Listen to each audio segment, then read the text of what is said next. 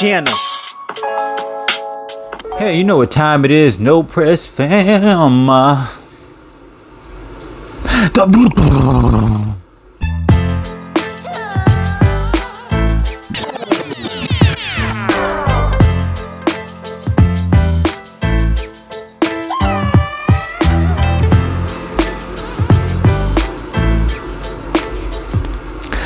Welcome everyone to another episode of The Beatdown, the segment and channel where two worlds collide. I am your host, Class.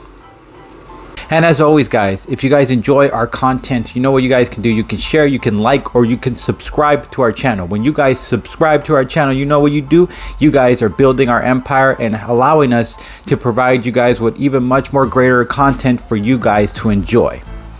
And on today's episode, entering the Beatdown Arena, we decided we're going to continue on bringing some Invincible comic characters to go against some of the boys comic book characters to see who would win a fight. And starting things off, I'll be representing and starting off with the brief origin story of A-Train from the boys comics. A-Train in the comics has a similar beginning to the one in live action. The only difference is how they took out Dewey's girlfriend and still leads Dewey to the boys' crew. Let's do live action since it's more to work with. From the beginning, Vault the company was experimenting on kids with their Compound V and gave the parents of those kids hush money not to say anything about what's going on. The kids grow into their powers and eventually become heroes somewhat and marketing products for Vault. A-Train was selected to join the Seven and from there lived a certain celebrity status lifestyle until one day Dewey was talking to his girlfriend, enjoying a nice stroll down the sidewalk, talking about their lives together, when suddenly Dewey's girlfriend Robin is struck down by a fast-moving object. By struck down, I mean her whole body was no more, and all that was left was a puddle of blood and Dewey holding on to the remaining actual parts she had left. Dewey then glances to see the object that took her out, and that object was a fast-moving superhero. Turns out A-Train was on some experimental drugs and didn't see Dewey's girlfriend stepping out of the sidewalk, but rather than feel remorse for taking her life, he just continues to run and accepts dealing with the consequences later. This inhumane act leads Dewey to join the boys and help take out supers, while A-Train's only cared about maintaining his image as the fastest alive. Alright guys, now let's get into the bath, shall we? Season 1, he ran through a woman and left her a puddle of blood. He ran a track and kept his record as the fastest man alive, reaching 371 milliseconds. He grabbed Kimiko, from a subway track and took her for a ride, and when she fought back, he punched her through a concrete wall and then rammed her face 1,000,000 times in a second onto a concrete wall to knock her out. Took out his ex-girlfriend, who was also a super, by injecting her with a ton of drugs to have her OD before she could react. Still trains on the track to keep himself from getting slower. He carries actual trains with chains wrapped around him for a workout. He took on Starlight. That was season 1. Season 2, he did a perimeter check around an island in a short amount of time for the team. He can cover the broils in 3 hours to find Starlight and Dewey. He threw down with Deep and gave a punch to the gut, to the gills, where the gills were. Dragged Blue Hawk body all over concrete floor in full speed until he was a bloody mess and gone for good. Shout out to all my content supporters. We're not working together, but we like to give credit where credit is due. Ivan the Unstoppable for all the knowledge of comic feats. Watch Mojo for origins and for all the background videos. Comic Historian, Comics Explained, and Key Issues. Go ahead and check them out and tap into the world of comics by supporting other creators. Link to channels will be in the description below. Alright, let's get into the end game. How A-Train would defeat Red Rush. So let's start off with the fact that A-Train's stronger. Now you're probably saying, how do you figure? Well, the train. I mean, the guy can carry a whole damn train and drag it on his back. I mean, Red Rush is impressive. with speed, but we haven't gotten to see Red Rush show any kind of strength during his time in the comics or in the series. I'm not sure in the comics too much, but in the series for sure, we only got to see him show really good, incredible speed. As far as strength, not his forte, but with A-Train, that's not the same.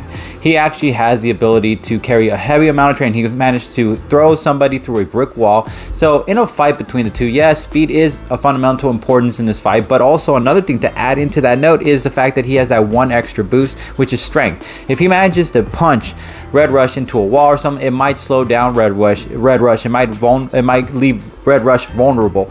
And another thing is that A-Train is a little more dirtier in the context compared to Red Rush, and I mean dirty like he likes to play dirty. So he doesn't have to play fair in order to fight a one-on-one. Red Rush is an actual hero, so he might play good hero, play favorites, or play fair fight in this sort of situation. But when it comes to A-Train, that's not really the case. A-Train is more likely to do more dirty tricks. For example, when he dragged Blue Hawk down on the street pavement, he has the potential to grab onto Red Rush's leg or break Red Rush's leg with his strength. Now, if he grabs onto Red Rush's leg, that's going to be a problem for Red Rush because he could just drag his body all over the pavement, and Red Rush can't do anything about it. His whole thing is his speed in his legs, not his hands or his whole body. It's just his legs usually is the fundamental of his speed. So if he grabs those legs and drags it, it's over. Another thing is if he breaks his leg, the healing factor might come in handy. Maybe Red Rush has a healing factor, but how fast is that healing factor against someone also who's a super speedster in a sort of way? You got to give that into consideration. Okay, and then the few more arguments I'll make is that A-Train actually has proof of his speed.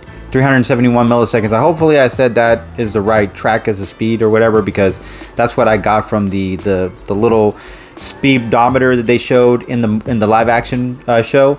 So I'm guessing that's what it was as far as speed, or maybe he was going that amount of speed. Who knows? I'm hoping I'm saying this right, but it shows on record how fast he can go. Compared to Red Rush, it doesn't really show Red Rush track record per se. So maybe A-Train might be faster than Red Rush. There's a chance because he is considered the fastest man alive and he's broken records. Now another thing I'll add is yes, he was dosed up on that compound V extra dose drug that's experimental, made him a lot more faster and stronger. Now that's something you also got to add into the fight. That is a wild card. If A-Train decided, to give it his all and take compound V during that time, maybe he won't survive, but enough to maybe ram through Red Rush or take Red Rush out before he gets taken out, he can still claim that victory, or he might wind up in the hospital after that if he's fast enough to do it. So with the extra dose of compound V in his system, I do believe A-Train would be giving Red Rush a run for his money since he's strong normally, but imagine with the drug he might even be extra stronger, meaning that he would be able to overpower Red Rush in speed and strength and be able to take him out, and then probably wind up finding a place where he can get himself recovered again and then claim victory on this end. Alright, and now on this side, I'll be representing and talking about the brief origin story of Invincible Comics' own Red Rush.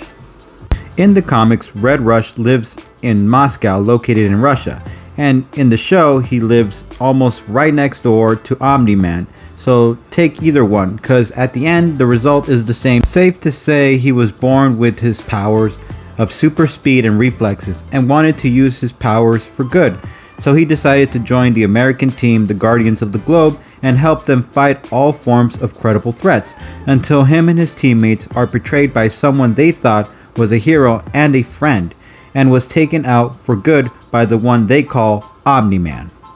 Alright, now let's get into the bath, shall we? Here are some of the feats that Red Rush did during his season, during the series. The live action series or animated series, whatever you want to call it. He evacuated a small group of tourists on his own in a matter of minutes before the team took out the Mauler twins. He delivered 1,000,000 punches from several different angles to the Mauler twins. While having a conversation with this girl, he gets a sense of danger at a nearby factory of a villain with the ability to use electricity to his favor, harming the workers. So while his girl spoke, he rushed onto the scene, switched his civilian clothes into his hero clothes, grabbed the villain, and then proceeded to wrap him in metal pipes around something before the villain even knew what was happening. The villain didn't even know who did it and how it happened. He was just in shock. Get it? His perception is just as fast as he is. Seeing conversations seem like hours when it's only been minutes. He was able to react to Omni-Man's presence. That's not easy to do. He pushed Immortal out of the way before Omni-Man could lay a punch on him. Helped stop his fish teammate from being crushed as well. He dodged punches on behalf of War Woman, possibly using his force and of speed to slow down the power of Omni-Man's might or block it.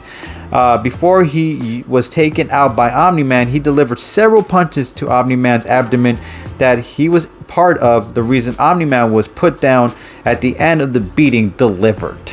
Alright, so let's get into the end game, how Red Rush would defeat A-Train. So let's start off with the fact, the old wrapping the pipes around him and getting him stuck somewhere. Now, maybe A-Train is strong enough to get himself out, but obviously it's going to take some time to kind of comprehend what happened, unwrap himself, which gives Red Rush a chance to run in, get all those million punch angle shots, and kind of wear and tenderize the body when it comes to A-Train before he can actually unstrap himself from the wrapped up pipe that's around him.